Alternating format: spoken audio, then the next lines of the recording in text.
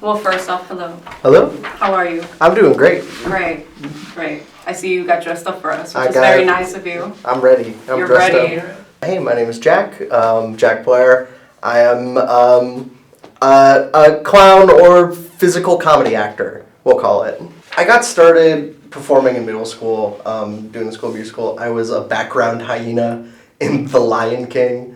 And then, as I realized this is something I wanted to do, I picked up theater classes. One of the first things you learn in theater classes is pantomime.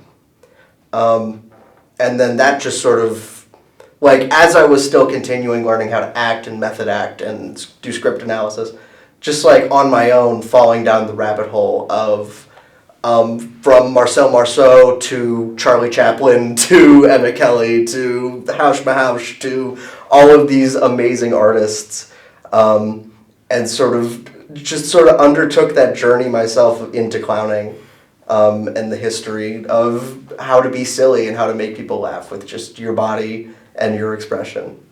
If I had to say I stood for anything, it's be weird. Be weird, be strange, and do new things. Mash ingredients together that no one's ever mashed before. I think there's a lot of pressure to do just exactly what everybody else has done because we know it works and there's no way to find anything better unless you make a lot of mistakes and you do a lot of strange, embarrassing things. Somewhere I really want to be in 10 years, I guess playwriting. I've always, like, that's the main thing in my career that I've been working towards, is building this body of plays. But also just like being like a guy that people know. Like the guy in the neighborhood that you know, he has a weird house. You visit him on Halloween because he has good candy. Like, just being like a part of a community is really one of the things I want to make a goal of my life. Do you feel like so far you've been able to find community in that sense? Like a community that you can see being that in the future? In some ways, I think I've built it. There's a lot of speaking about me in hushed tones, both at Montclair and at my own hometown.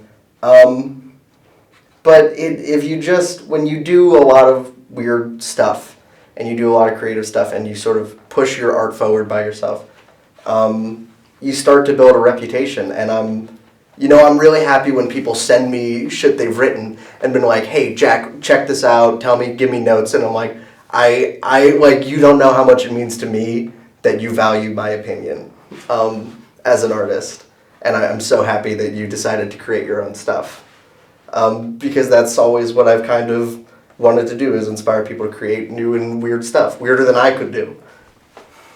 We met at stand-up class, and I think you're very funny. What are some things that have stood out to you the most in stand-up class? It's stand-up as a form of performance is a lot different than what I'm used to, because when I was acting and playwriting, I was putting on characters, and that sort of gave me a distance from what I was doing and allowed me to sort of drift away and not focus on necessarily what people would judge of me and more how I was conveying the information I needed to. And then when you do clown, you're meant to be laughed at. You are meant to be mocked and made fun of, and you accept that. You sort of put your ego aside. And then stand-up really takes a fine balance of you should not take me seriously, but also do not discard me. Because we need to get through these 5 minutes together. We're both gonna have to strap in. I'm dying to know who you find as your biggest inspirations. In terms of clowning specifically, my biggest inspirations have always been these two main guys. The first one is Emmett Kelly, who was a clown for Ringling in the 40s and 50s, and he invented this sort of style of clowning where he would take on the character of someone who works for the circus.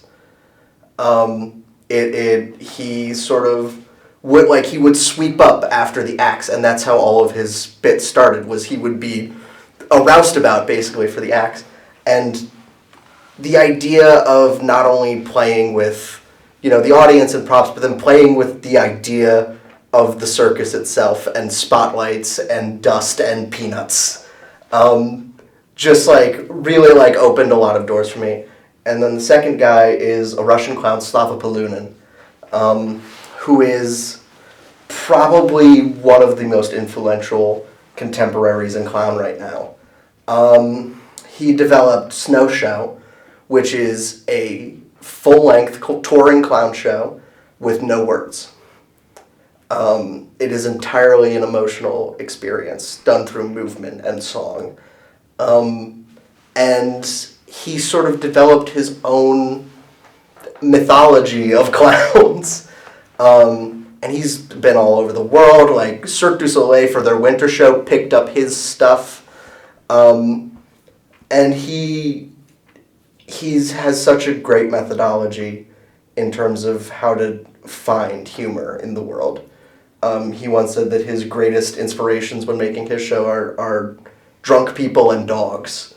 And just watching how they get excited over anything and then fall and then get back up. And it taught me to sort of see the worlds in shapes and colors and emotions rather than in people and language. Jack, you're awesome. Thank you for letting us interview. Yes, thank you.